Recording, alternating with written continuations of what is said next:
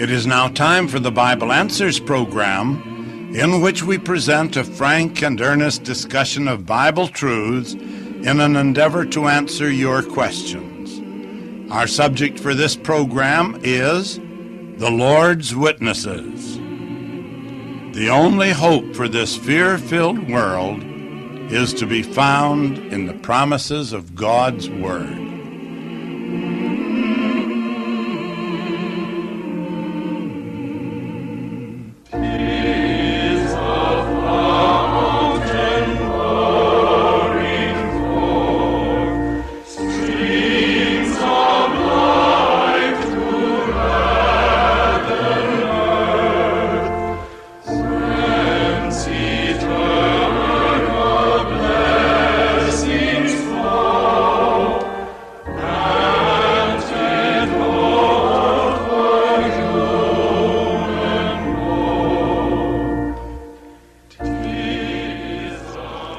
Ed, we have a letter from one of our listeners. He quotes from the scripture Isaiah chapter 43, verses 10 and 12, which read, "Ye are my witnesses, saith the Lord, and my servant whom I have chosen. Therefore ye are my witnesses, saith the Lord, that I am God." Our correspondent asks, to whom does this text refer? But first, may I announce that these programs are from the Dawn Bible Students Association, publishers of the Dawn magazine, in cooperation with local Bible study groups and by the friends of Frank and Ernest everywhere. But now, Ed, who are these witnesses to whom the Lord refers in Isaiah chapter 43? Russell, by reading the entire chapter, you'll find that there's only one possible answer to your question, which is that these witnesses were the ancient people of the Jewish nation. I do notice that throughout the chapter, the Lord refers to various miracles he wrought on behalf of the Israelites, such as delivering them from Egypt, bringing them safely through the Red Sea, and keeping them alive in the wilderness. And it's for this very reason that God refers to them as his witnesses. Reviewing the wonderful stories of the Old Testament is done for us in a very interesting manner in a little book entitled The Light of the World. It reveals just who the witnesses of the Lord have been in every age, and in what manner the light pertaining to his plans and purposes and the great fact of his glory have been made known to the world. I certainly want to read The Light of the World. And come to think of it, Ed, isn't something said in the New Testament about being witnesses for Jesus? Is that discussed in The Light of the World? Yes, it is. All the servants of the Lord in this age are described in the New Testament as being witnesses for Jesus. This is in contrast with what Jehovah told the Israelites through the prophet Isaiah when he said to them, "Ye are my witnesses." And the little book reveals the difference between the manner in which Jehovah bore witness to his glory during the ages preceding the coming of Christ, and the way the light concerning him is made known during the present age by the witnesses of Jesus. Interesting. I just hope that everyone sends for a copy of The Light of the World. But didn't Jesus say that he himself was the light of the world? Now, that's true, but Jesus knew that he would not personally be present in the earth throughout the age, so he commissioned his disciples, his witnesses, to serve as his representatives, his ambassadors. So in his Sermon on the Mount, Jesus said to his witnesses, "Ye are the light of the world." Yes, I remember that. And Jesus also admonished his witnesses not to hide their light under a bushel. But Ed, while I understand that serving as witnesses of Jesus implies preaching his gospel of the kingdom, just why does the Bible liken this to bearing a light? What is there about light which makes it a suitable illustration of the truth of preaching the kingdom? Darkness is used in the Bible as a symbol of separation from God and a lack of knowledge concerning him and his purposes toward mankind. The Apostle John wrote, "God is light, and in him is no darkness at all." Meaning that those who know God as he reveals himself through his word, and who are endeavoring to do his will and preach the gospel of the kingdom, could be said to be the light in the world. Yes, the Apostle John refers to them as walking in the light, and he indicates that all others are walking in darkness.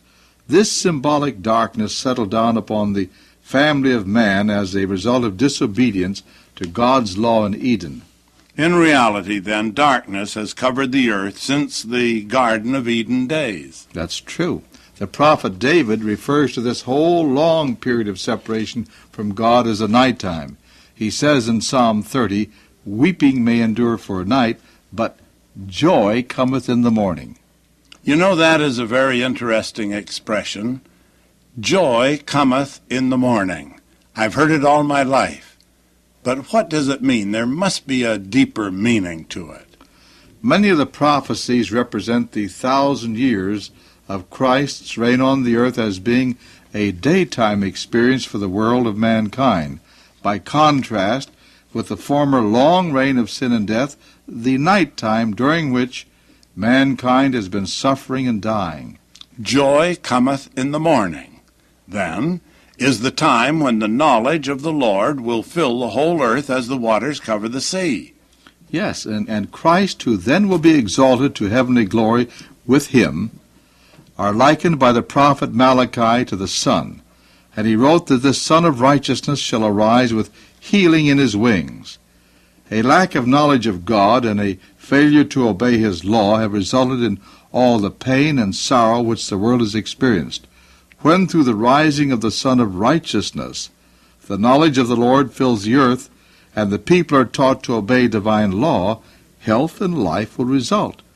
The Revelator says concerning that time, "There shall be no more pain, and no more death." Ed, is that what the Bible speaks of by its promise of a time when the knowledge of God will be so widespread in the earth that no one will need to ask his neighbor if he knows the Lord, for all will know him, from the least to the greatest? That's right. The prophet Jeremiah said that in chapter 31, verses 31 to 34. So you see, the time will come in the outworking of the divine plan when witnessing for the Lord, either for Jehovah as those of the past ages did, or for Jesus, as his disciples of this age are commissioned to do, will no longer be necessary. But Ed, that future enlightenment of the world will not be accomplished all at once. It will be gradual, won't it? Well, it will indeed.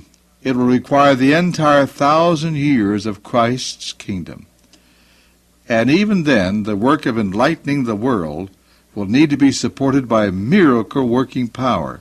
No one will be expected to accept the truth unless it is made plain and proved to be the truth. What do you mean by miracle-working power supporting the proclamation of the truth during the millennial age?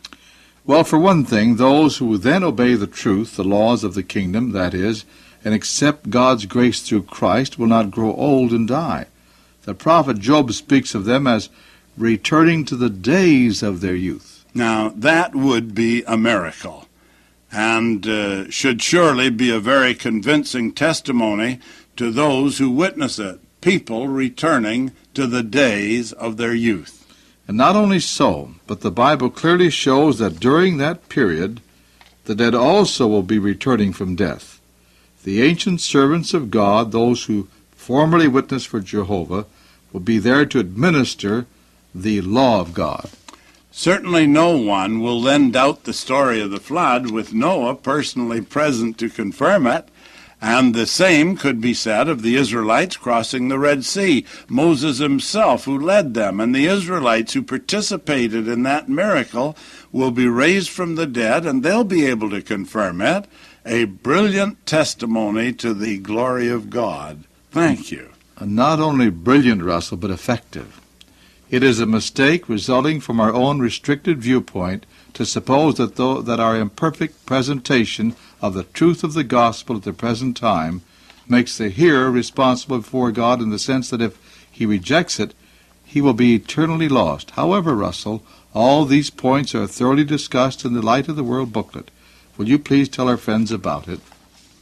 Yes, I'll be glad to, Ed. Friends, all you need to do to get the Light of the World is to ask for it, and it will be sent to you free by mail. Now, here are some of the questions that you're going to find answered. Whom did Jehovah use as his witnesses during the ages preceding the first advent of Jesus, and how did he reveal his glory through them? And another one, why are those who proclaim the gospel of the kingdom during the present age called witnesses of Jesus? What did Jesus mean when he said that he was the light of the world? In what sense are Christians also the light of the world? Has it been God's plan for the followers of Jesus to convert the whole world during the present age? What is the river of life, and when will the invitation be extended to all people to partake of its life-giving waters? Who will be used by God to give this invitation? And so many more. The Light of the World answers these questions, so send now for the booklet. There is no obligation. Mail your request to Frank and Ernest, Box 60, General Post Office, New York City. May I repeat? Frank and Ernest, Box 60, General Post Office, New York City. Simply ask for the Light of the World, or just the one word light, with your name and your address on a card or a letter, that's all, and it will be sent to you free and by mail.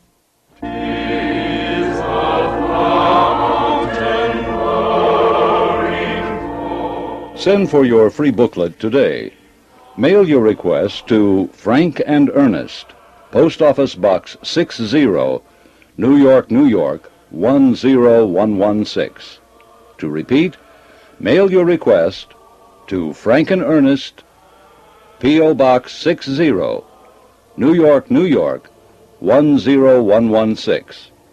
Or call this toll-free number, 1-800-234-DAWN. That's 1-800-234-DAWN. The booklet will be sent to you free and without obligation.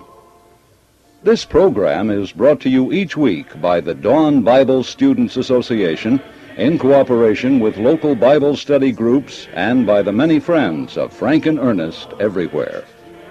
To repeat, call toll-free the following number, 1-800-234-DAWN. That is 1-800-234-DAWN to receive without obligation the free booklet offered. Please include the call letters of this station with your request. Ask your friends to listen to our program, won't you please? And now, goodbye, and may God bless you.